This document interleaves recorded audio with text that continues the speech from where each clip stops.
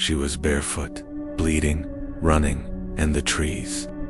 They whispered her name. Leaves slapped her face as she stumbled deeper into the woods, breath catching in sharp, ragged gasps. Blood dripped from her left hand, not because she was hurt, but because she was holding something. A small, soaked photograph. Its edges were torn. Her own eyes stared back at her from the picture, but the child beside her. She didn't recognize him, and that's what terrified her the most. She stopped. The forest pulsed with silence too quiet, like the calm after a scream. Her heart thundered in her chest, but she couldn't remember what she was running from. Only that something had happened in the cabin behind her, something she couldn't unsee. Her legs gave out. She sank to the forest floor, panting, staring at the photograph as if it held the answer to everything. That's when she heard it again, a voice low, shaky, calling from the direction she'd fled. "Sarah, come back. We need to finish this." She froze.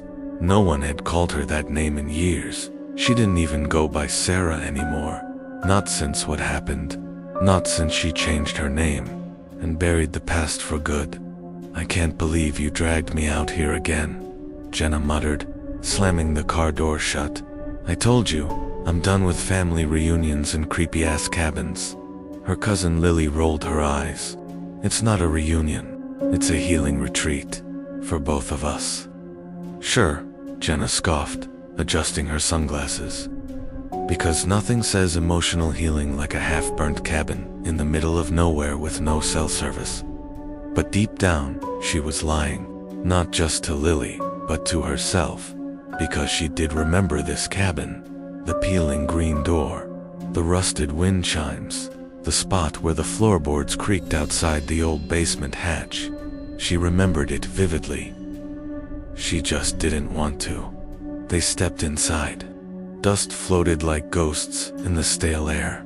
Everything looked untouched, as if someone had left in a hurry, or never left at all. "I'm gonna start unpacking," Lily said, dragging her suitcase upstairs. Jenna stayed behind, drawn to the living room wall. It was the only clean surface in the whole house, and on it, 5 photographs hung in perfect symmetry. One was missing, just a square of faded wallpaper and 4 corners of yellow tape, and beneath it, handwritten in black ink, "What you forget, we remember." Jenna's chest tightened. The air smelled like ashdot. She turned away. Later that night, Lily was asleep upstairs. Jenna sat by the fireplace, staring into the dying flames, clutching the worn photograph she'd found behind the bookshelf, the same one she'd be holding while running barefoot hours later. In the photo, her younger self, maybe 15, and a small boy, smiling, a boy she had no memory of. She flipped it over. In the corner, someone had written, "Me and Sarah, summer '06, before the fire." Fire. She hadn't been in a fire, had she? A creak came from the hallway. She stood, heart pounding, and tiptoed toward the sound. The air had changed, colder, heavier. The cabin was whispering again, and it wasn't the wind. She followed the sound to the basement door. It was open. She hadn't been down there in years, or maybe never, but her feet moved on their own. Each step groaned like it remembered her weight. The scent of wet earth and rotting wood filled her lungs. And then she saw it on the far wall, behind a torn curtain of cobwebs, a timeline, names, dates, photos, red string connecting them all, like a madman's murder map, except every face was hers. Different ages, different hairstyles, but all Sarah, all her, and beneath them, in bold, red letters, "The reset always fails." She stumbled back, knocked over a box. It spilled open, dozens of IDs, birth certificates, and passports, all with her face, all with different names. Sarah, Jenna, Anna, Elise. A memory flashed. A boy crying, smoke screams, a door that wouldn't open, her hands on the latch, her choice not to turn it. She remembered the fire, and the boy she left inside. A voice behind her whispered, "You weren't supposed to come back." Jenna spun around and saw herself standing in the shadows. Not a reflection, not a trick, another version of her, same face, same fear in the eyes. But this one was holding the photo too, and it was burning in her hand. She turned to run, and as her foot hit the first step, the basement door slammed shut, locked in behind her. The other Sarah whispered, "This time, you stay." Jenna slammed her fists against the basement door, but it didn't budge. The silence behind her was unbearable, not just quiet, but expectant, like someone was watching her wait for the next mistake. She spun around, but the other her, the other Sarah, was gone. Only the burnt corner of the photograph remained on the floor, its last embers dying in a whisper of smoke. "This is a nightmare," she whispered to herself. "It's just sleep paralysis or something, some trauma dream. That's all." But dreams didn't bleed, and her hand was still smeared with ash and something sticky, something that smelled like rust and regret. She needed to get out. He was screaming, pounding on the other side of the locked door. "Sarah, please, don't leave me down here." Her hands shook, frozen on the doorknob. Smoke billowed from under the floorboards. Her father's voice had gone silent minutes ago, and now, only her little brother's cries remained. But she had made a choice, a selfish, silent one. She ran, and the fire erased the evidence, except the forest remembered, and now it was calling her back. Jenna turned back toward the memory wall. The red string map now had something new, a fresh photo. It hadn't been there moments ago. It was from this weekend. Her and Lily, standing beside the cabin, laughing. She backed away, shaking. Who the hell is doing this?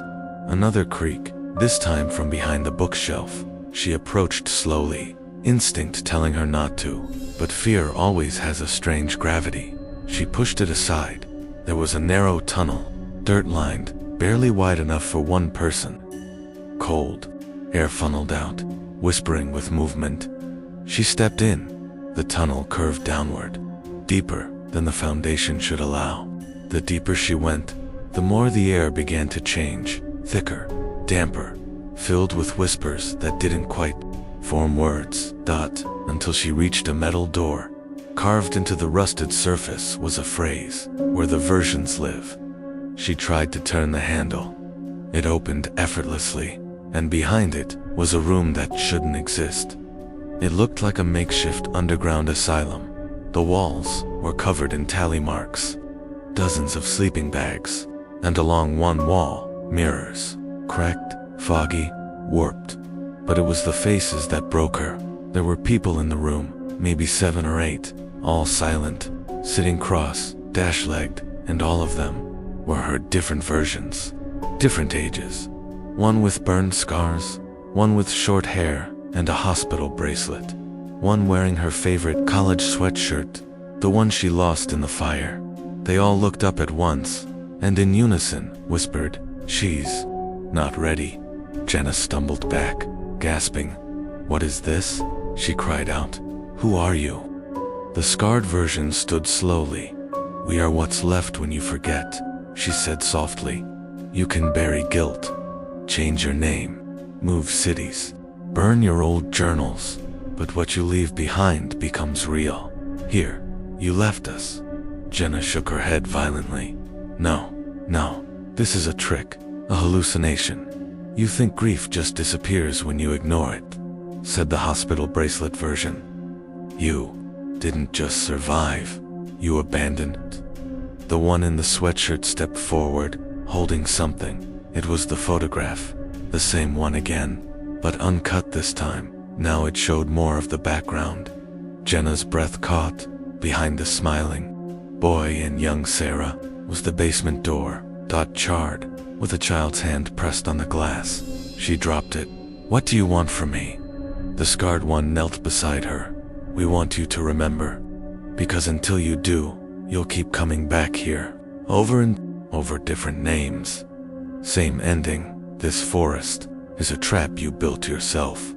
Lily woke up with a start. The house was freezing. "Jenna," she called out. No answer. She grabbed her phone, dead.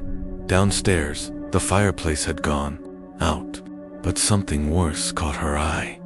The living room wall, the one with the photos, now had 5 full frames again, and in the center was a new one, a photo of Jenna sleeping in the tunnel.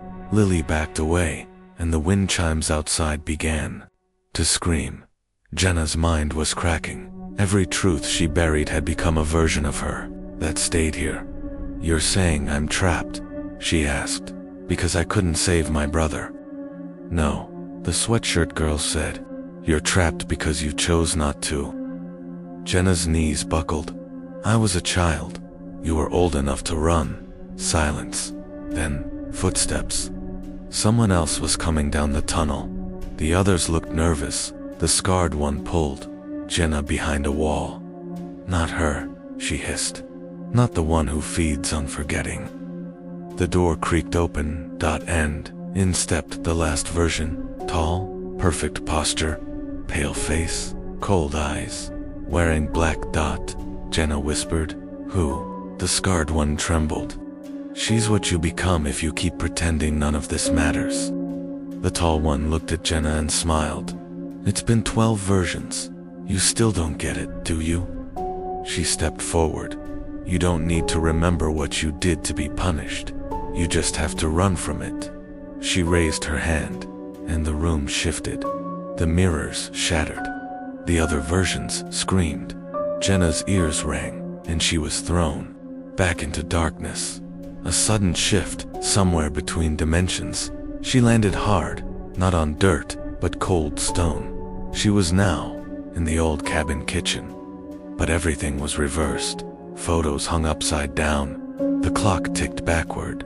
Rain pounded the ceiling, even though it hadn't been raining before. And sitting at the table was the boy, maybe 8 years old, soaking wet, alive. He looked up at her. "Why didn't you wait for me?" Jenna fell to her knees. "I was scared," she sobbed. "I didn't know what to do." He just looked at her. "You could have tried. That's all I wanted. For you to try." Tears streamed down her cheeks. "I didn't forget you," she whispered. "I made myself forget me."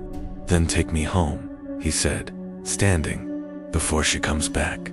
A sound came from outside, branches cracking, like something heavy moving through the trees. Jenna looked out the window.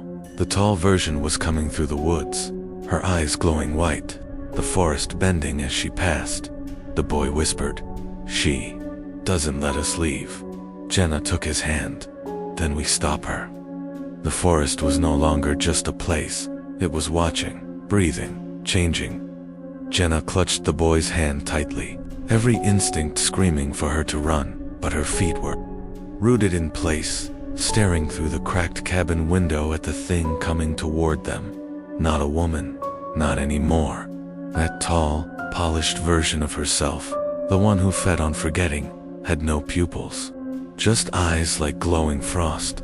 The forest bent around her, like it was scared of her too. The boy squeezed Jenna's hand. "She kills memories, one version at a time." Jenna turned. "Then how are you here? I left you. You died." He shook his head slowly. "Not all of me. Not here. She keeps pieces of what you lost." His words struck her like a hammer. "She keeps pieces of what you lost. That's why the versions never aged. Why none of them could leave." The forest wasn't just memory. It was a prison built from her choices. Lily had locked herself in the bedroom. The house groaned like it was alive now, floorboards twisting under her feet, photos whispering in strange voices. She tried the window, stuck. The hallway outside darkened, as if swallowed whole. And then, her phone buzzed. The screen was still dead, but a message appeared, flickering in green text. "Get out, before she forgets you too." Lily's knees buckled. She didn't know who she was, but she knew. Jenna was no longer Jenna. Below, back, in the reversed cabin, Jenna turned from the window, panic rising. "We have to go, now." But the boy didn't move. "She's already in," he whispered. Jenna blinked, and all the windows shattered inward at once. The door creaked open, and That thing in her image, the tall version, stepped inside, her voice like wind scraping over glass. You always run. You always forget. And yet, you always come back. Jenna stepped in front of the boy. Not this time. The tall version cocked her head, amused. You brought the guilt with you. That's new. She raised a hand, and the walls began to burn. The same orange fire from a decade ago. The same smell. But this time, Jenna didn't run. I remember now, she said. The fire, the door, my brother's screams. The tall version smiled wider. Too late. The memory is mine now. Young Sarah stood frozen, one hand on the door. Her brother, maybe 7, was trapped inside. Smoke curling under the doorframe. I can't open it, he cried. Sarah, it's hot. I'm scared. She screamed for her dad. No answer. Smoke filled the hallway. She pressed her hand to the doorknob, burning. It blistered instantly. She panicked and ran. She told the police he was already gone, that the door was sealed shut.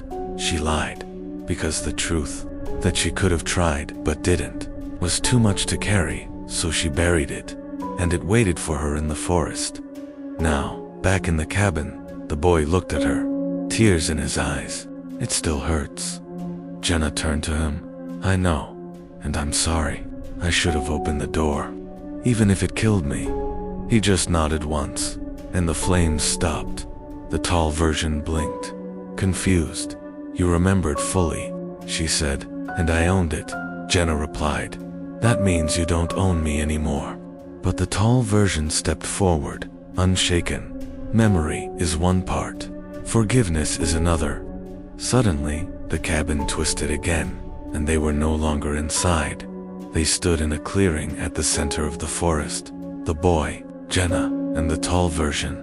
A ring of trees surrounded them, bark carved with thousands of names. All hers, Jenna, Sarah, Elise, Nora, Camille. All the names she'd ever used to hide in the center. A circle of ash. This is where it ends, said the tall version, where you either become one of us. She pointed to the tree line, and from the shadows, every version stepped out. The scarred one, the college girl, the hospital patient, dozens of them, double quotes, ... or set us all free. The boy stepped into the ash circle. If she forgets me again, we all disappear, he said quietly. The scarred version nodded. You have to choose. Hold the guilt forever, or release it completely. Jenna stepped into the circle. The forest shuddered. The tall version raised her hand. But if she releases it, she loses us. All of us. The strength, the scars, the reminders. The boy looked up. It's time, Sarah. Jenna closed her eyes and whispered, I remember your name, Matthew. The boy smiled, and the wind stopped. One by one, the versions began to glow, soft, white, peaceful. They weren't burning, they were leaving. Thank you, the scarred one whispered. You didn't abandon us, you came back. The versions dissolved into light, into smoke, into stars. The trees groaned. The names on the bark peeled away, and finally, the tall version began to crack. You needed me, she hissed. I was your armor. I kept you numb. Jenna looked her in the eyes. And you made me hollow. Goodbye. The tall version shattered into ash. Jenna jolted awake on the cabin floor. Morning light spilled through the windows. Lily was beside her, crying. You were gone for hours. I looked everywhere. Jenna sat up, holding a burned piece of photograph. It was blank now. But she remembered the boy, not the forest's version, the real one, Matthew, her brother, gone, but known. They left that morning. The wind was still, the forest, finally, silent, and behind them, the cabin collapsed in on itself, with no fire, no sound, just peace. Later that night, as Jenna unpacked at home, she found something wedged inside her suitcase, a new photograph her, as a child. Matthew beside her, but this time, they were holding hands. And in the bottom corner, in a child's handwriting, you remembered. Jenna remembered the truth. The forest was a manifestation of her guilt, especially the trauma of leaving her younger brother Matthew behind in a house fire years ago. She faced the twisted, guilt-born versions of herself, broke the cycle, and remembered Matthew's name. When she did, the forest let her go. But healing doesn't stop the moment you leave the woods. You don't get to heal just by remembering. You heal when you stop hating yourself for surviving. The photograph didn't lie. Jenna sat in her living room at 3:04 a.m., staring at the burned edges of a picture that had no business existing. She remembered the moment. That's what scared her most. That sunny day. That red shirt Matthew always wore. That lopsided grin. She remembered it. But it had never happened. She turned the photo over. That single sentence was scrawled in that same childlike handwriting. I'm still here when you tell the truth. Her hands trembled. The next morning, Jenna woke to a voicemail from an unknown number. Hi, Ms. Langford. This is Officer Reed from Cold Case Review Unit. We're reopening the 2007 Edgewood fire incident, and we'd like you to come in. She didn't breathe for a full 5 seconds. Reopening. It had been 18 years. She hadn't spoken a word of truth about it since the day it happened. Not to her therapist, not to her foster parents, not even to Lily, her closest friend. The lie had been her armor, and now it was being stripped away. That evening, Lily sat across from her, unusually quiet. You disappeared that night in the forest, she whispered. But I found something weird. Jenna looked up, pulse rising. Lily slid a charred piece of wood across the table. Jenna froze. It was part of a door, carved in the center, like a message left behind in panic. Sarah ran. Jenna swallowed hard. Lily stared at her, voice low. Your name was Sarah back then, wasn't it? The police station was cold. She sat across from Officer Reed, hands clenched in her lap. I lied, she said, voice barely audible. The night of the fire, I told everyone I tried the door, that it wouldn't open. But the truth is, she inhaled sharply. I touched the knob. It burned me. I panicked, and I ran. Reed didn't interrupt. Jenna kept going. I heard my brother's screams. I froze. I told myself he was already gone so I wouldn't have to live with the shame. Tears filled her eyes. But he wasn't. Officer Reed opened a folder. He laid out several photos. One of the hallway, one of the burned bedroom, and one, Jenna's breath caught, of the inside of the closet. Unburned, untouched. A tiny shoe sat there, too small for her. We think he hid in there, Reed said. The fire didn't reach that closet. She covered her mouth, so he didn't have to die. Reed didn't say anything. He didn't have to. Jenna walked out of the station, her heart a stone. She felt exposed, like the truth had peeled away the last skin she had left. But as she reached her car, something shifted. The air grew warmer, not the suffocating heat of fire, the calm warmth of late spring. And in her rearview mirror, for a split second, a boy stood at the far end of the parking lot, red shirt, lopsided grin Matthew, and then gone. Back home, Jenna stood in front of a mirror and whispered her old name. I was Sarah Langford. I left my brother behind, but I came back. That night, for the first time in years, she slept. No nightmares, no flames, no forest, no forest. 1 year later, stood in front of a group of high school students in a community center. She cleared her throat, microphone in hand. I used to lie to everyone, including myself. I told people I was brave, that I was a survivor, but the truth is, I ran when it mattered most. And healing didn't come from forgetting that. It came from owning it. She scanned the room. Every eye was locked on her. You're not weak for being scared. You're not broken for surviving. But you will stay haunted if you keep pretending the pain never happened. Silence, then applause, then tears, not just hers. A year later, on the exact date she had entered the forest, Jenna returned. Lily came with her by choice. but the path was gone. No trail, no markers, no twisted cabin, just trees and silence.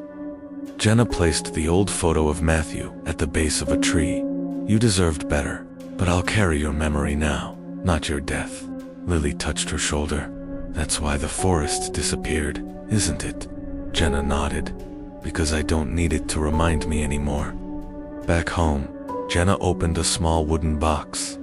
Inside, her brother's old shoe, found in the unburned closet, given back to her by investigators. She placed it on a shelf, beside the photo. Not hidden, not buried, just seen, as it always should have been. The memory didn't kill her, the guilt did. But once she forgave herself, really forgave herself, the forest let her go. Because some places don't need to haunt you forever. Not when you finally come home to yourself. The end.